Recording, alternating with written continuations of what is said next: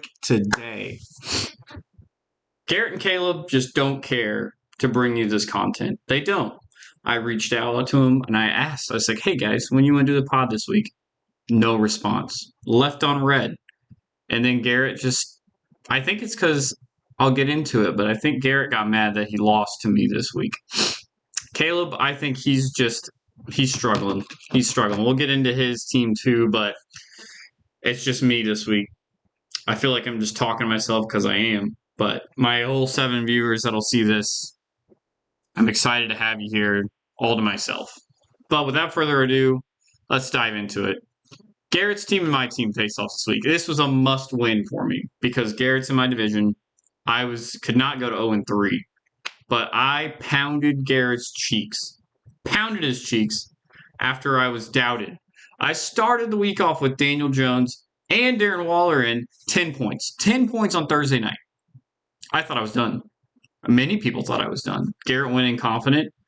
Garrett had Debo, and Garrett had 49ers defense. So he had, he had 34 points to my 10. So his defense matched my QB and tight end. That's not a good sign. But my boy Keenan Allen and my boy Justin Jefferson, boy, did they show up.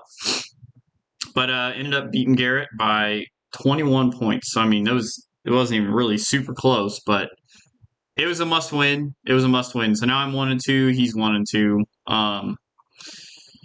So there's that. Let's go on to Steve. Steve was also, this was a must-win for him. 1-2 after this win against Grayson. Grayson's team had a good showing, but Steve's team had a better showing. I think Steve had the highest score this week. He did. Josh Allen showed up. Mostert, I mean, no one was guessing that. Tyree, he had 2 people on the team that scored 70 points. So that's it's hard to lose when that happens. But congrats to Steve. You're not 0-3. Now, Kwani boy, that's a rough sign. Quarterback put up some numbers. And then Amon-Ra, we love us Amon-Ra, but that's all he got. That's all his team showed up with. Too bad you couldn't have done this last week against me, but that's the way fantasy is. But you just gave one to Phillip. Phillip had a pretty respectable score, but he got a win. So now Phillip's 2-1, Quan's 2-1. The race remains tight.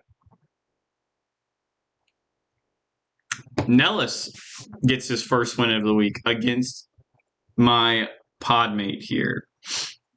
Now, since I'm the only one on this podcast talking, everything I say is correct.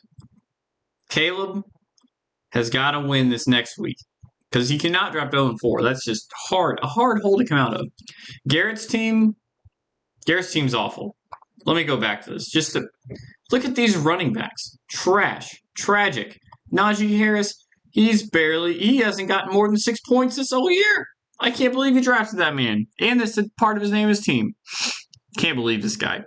But anyway, Caleb is it's a struggle. I've been talking to him about a trade, but there's nothing I want aside from Bijan or Lamar. And I don't want to give up a running back because he needs a running back. Pat Mahomes did good. Pacheco did good. Metcalf did good. Otherwise, Nellis' team is kind of sketch. And okay, defense getting 33, that's tough to come back from, Caleb. That's unfortunate. Yeah, if it wasn't for his defense here, he would have had a different game. That kind of sucks. I didn't realize that. Okay, well, Caleb's going to have a big fight this next week. On to Ethan and Austin. Austin got handed his first loss, and Ethan remains the lone 3-0 team, even though he has Justin Fields as his starting QB. James Conner has been a solid player this year. It's crazy. So is Devontae Adams, getting 42 points. That's just unreal. Austin didn't have a bad game, only lost by 7. But sometimes 1 point is the difference, Last but not least, Travis's team got his first win against Philly. And Philly didn't break 100. That's unfortunate. You do really hate to see this. Travis's team still doesn't scare me, but Jamar finally showed up. And he lost Mike Williams. I just realized that. So his team really doesn't scare me. But aside from that, it was a big week. Let's go to the standings here. Lots of moving and shaking. 1 and 2 all on this side.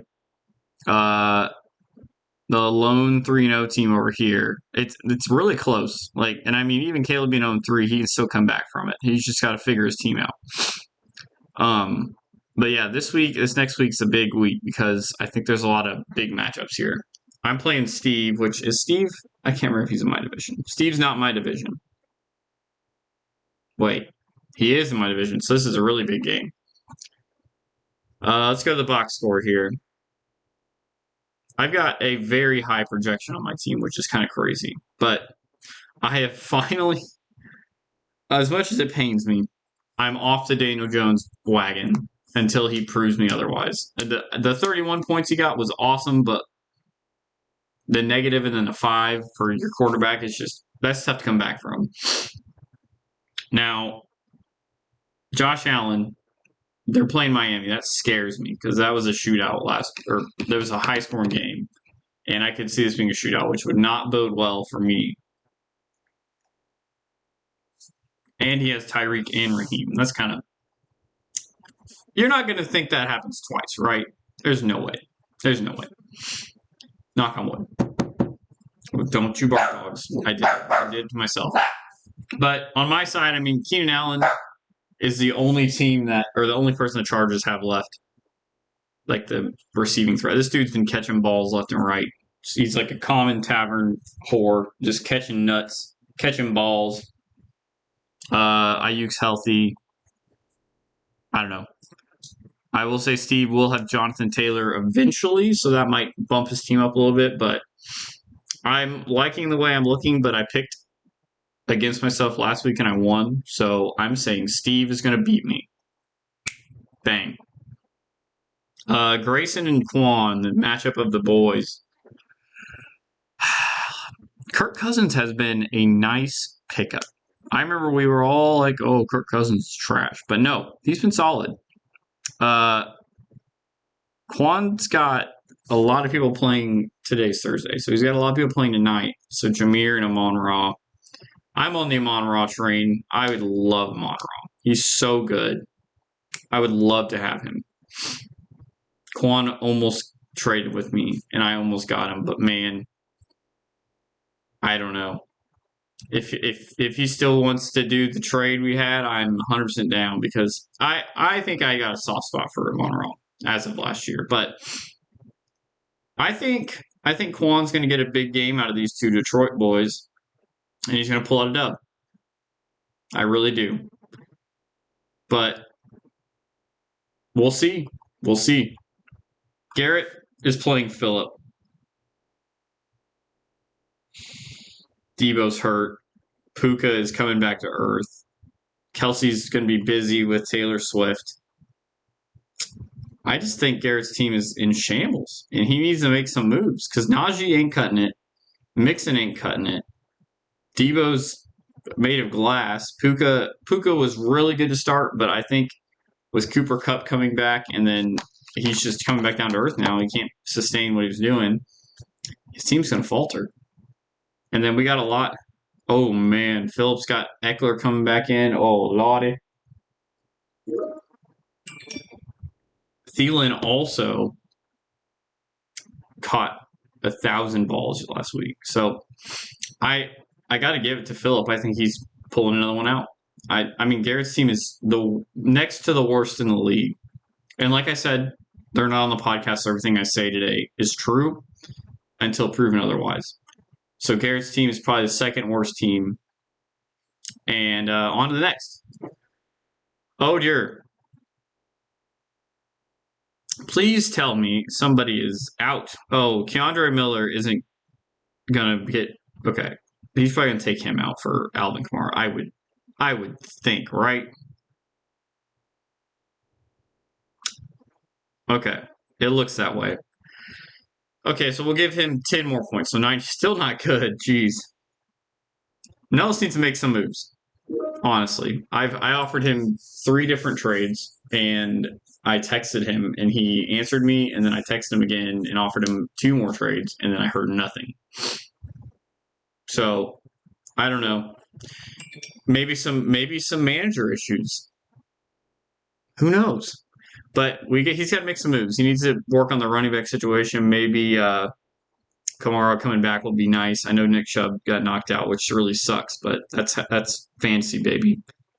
And Jigba's not panning out yet. Kyle Pitts finally had a decent game. But so when you're starting 2 tight ends, it's never a good sign.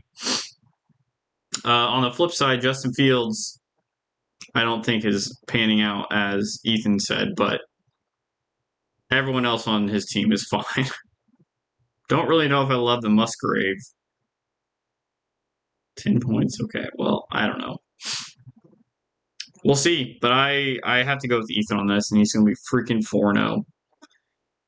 Okay, this is a big one. Caleb's team is in dire straits here, and he needs a win, and it's against Travis. We said we thought Travis' team was going to be one of the worst teams in the league because he auto-drafted, but as we know from the auto-draft bowl, that's never the case. For some reason, it always works out, and he's not putting flashy numbers up, but he's putting solid numbers up every time. It's going to be close, but I just don't know, man. I just don't know. Caleb really needs a RB2. What do you do with B? I think I'd start Brian Robinson over Miles. Miles Sanders has been duty. Well, they're playing Minnesota. I'm going with my boy Caleb here just because I want to see him win. It's never fun when you're losing in your own 4, and you can't start 2 years out. Like, that's crazy. Sorry, fly just came through. Austin and Philly. Another matchup that's going to be really close. Burrow, Hurts, Kenneth Walker, McCaffrey, Pollard. Kyren Williams could be solid against Indy. Diggs is always nice. Olave. I mean, this is just kind of whose team's going to show up, but Austin's hard to doubt. So I'm going with Austin, especially after Philly just put up a 90-pointer last week. That's hard to follow up. So it's going to be interesting. Let's go to the league page here. We had a lot of offers on the 27th. So there's a few here. I actually haven't looked at these today. Quentin Johnson, I think that's a good pickup by Steve, which sucks because I'm playing him. I kind of hope he starts him because I don't think he's going to be good yet. Seahawks defense, Brock Purdy, Gerald Everett. Let's see what happened on Wednesday. Joshua Palmer, that's a good pickup. Of course it's Austin. Austin always makes the right moves. Zeke for Caleb was a need because he needed running backs. Dobbs is solid. Musgrave, could be good. Defenses. I didn't make any claims this week. That's fine. Save some money. I don't know. There weren't any splashy claims this week, so nothing crazy. Someone added Deshaun again. But yeah, I think this week's going to be a turning point for a lot of teams, or it's going to be a breaking point for a lot of teams. But I just had a nice quick session here because, like I said, I was abandoned. So drop me your resume if you'd like to join the pod. I'm always looking for talent because my talent's unreliable. And you know what? Garrett is not even that funny. So like we can replace Garrett. He has a kid now. He's changed. Caleb can be pretty funny. Like he thought Trey Lance was going to be good. That's pretty funny. But yeah, let me know, guys. There's open spots every week. Peace.